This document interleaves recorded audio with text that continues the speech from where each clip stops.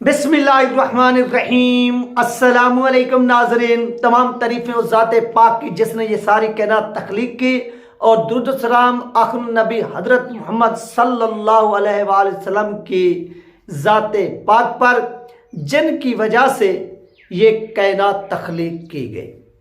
तो चलते हैं नाज़रीन अपने टॉपिक की तरफ। चैनल पर नए हैं तो इसको लाजमी सब्सक्राइब करें, वीडियो को शेयर करें और कमेंट्स भी करें। जितने भी बहन भाई देख रहे हैं ये आपसे रिक्वेस्ट है।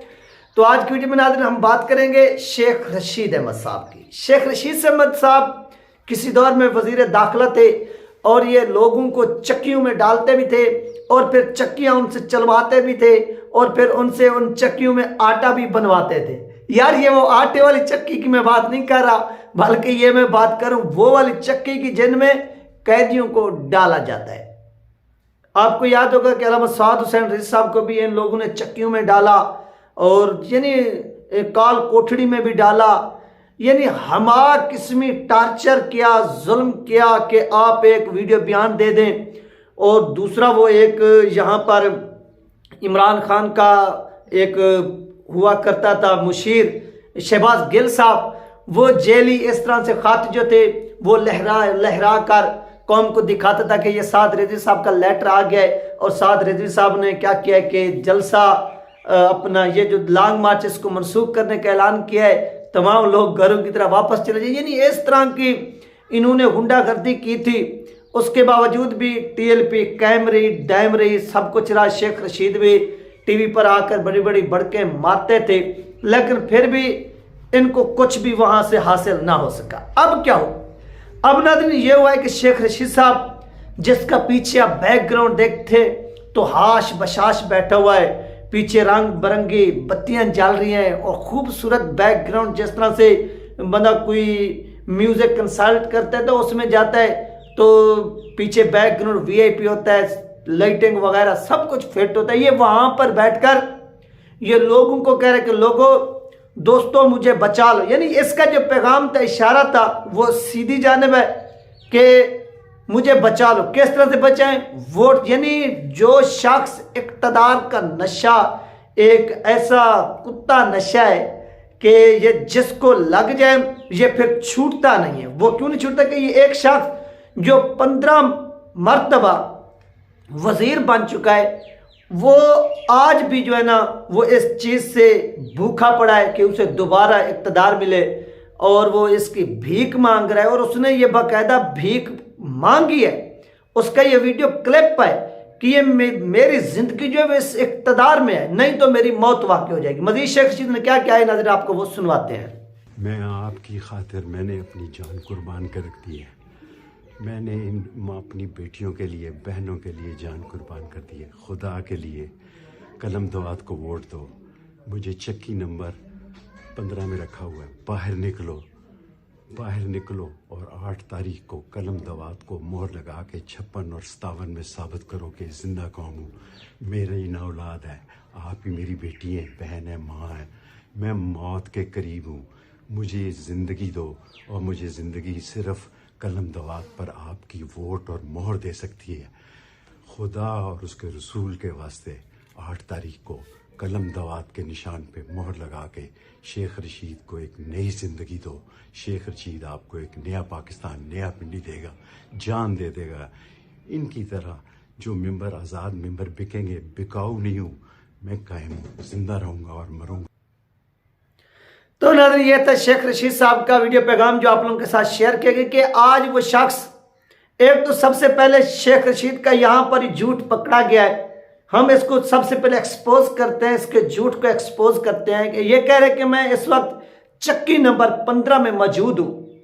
तो शेख रशीद साहब ये जो पीछे आपके बैकग्राउंड था, क्या ये बैकग्राउंड उस चक्की का था या वहाँ पर किसी आपको एक ऐसा प्रोटोकॉल दिया गया या ऐसे मकाम पे रखा गया जहाँ पर वीडियो शूट होती हैं, जिस तरह के फिल्मी अंदाज में बैकग्राउंड वगैरह सब कुछ जो है ना वो चेंज होता है, रिमूव होता है, वो सीन बना हुआ था? यार कुछ तो खुदा का खौफ करो, इतनी झूठ। और क्या ये कौम मान लेगी कि तुम चक्की नंबर 8 में बैठे हुए हो?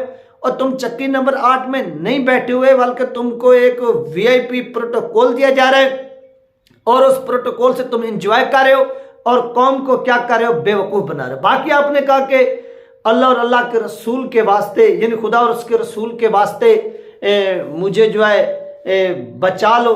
यार अगर तुम्हारी मौत जो है ना इस हार में वाक़ई हो जाती है तो फिर ये रावलपिंडी की आवाम से रिक्वेस्ट है कि यार फिर इस मरतबा आप शेख रशीद साहब को हरवा कर देख लें। हो सकता है कि इनकी डेथ हो जाए और ये दुनिया की ये जो तकलीफ़ें उठा रहा है ये तकलीफ़ें इनकी ख़त्म हो जाए और इसका जो आखिरत का सफ़र है वो आसान हो जाए।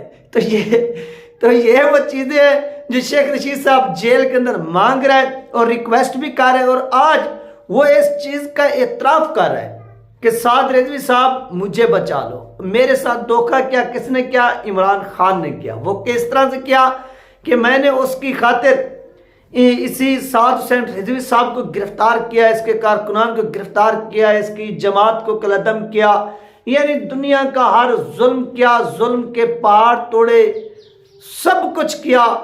किन के लिए? इमरान खान के लिए, पीटीआई के लिए, सब के लिए। लेकिन आज वही लोग मुझे तनहा छोड़ गए।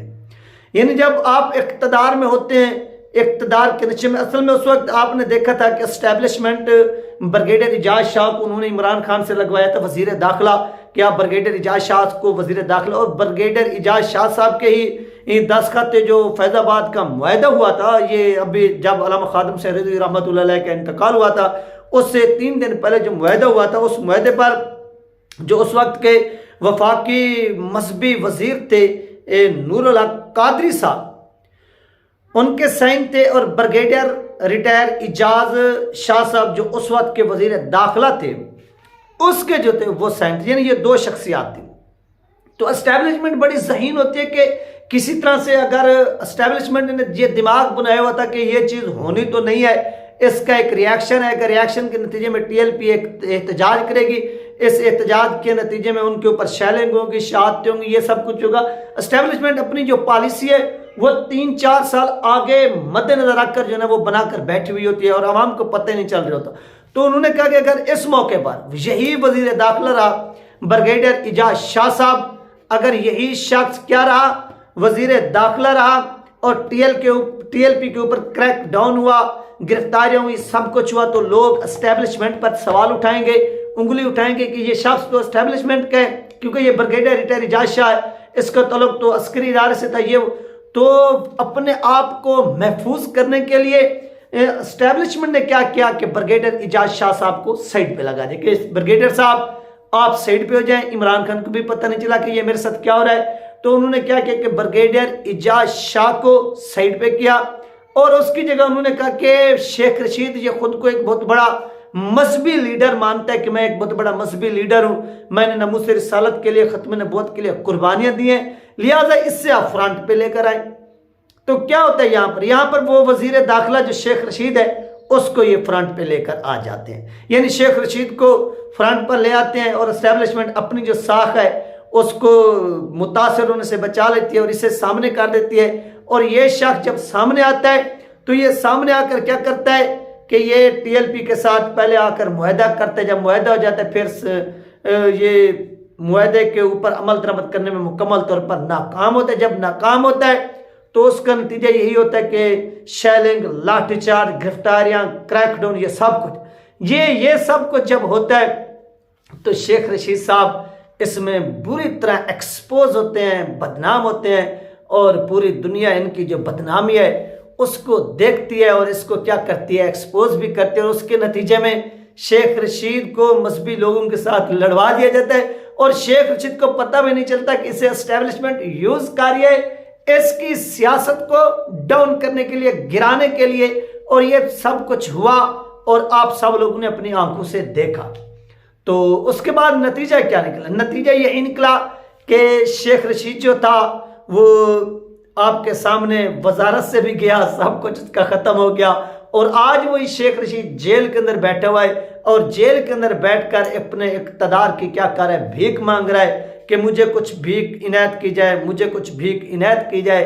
अब देखना यह है कि इसको कितनी परसेंट जो है वो भीख इनायत होती है या नहीं होती।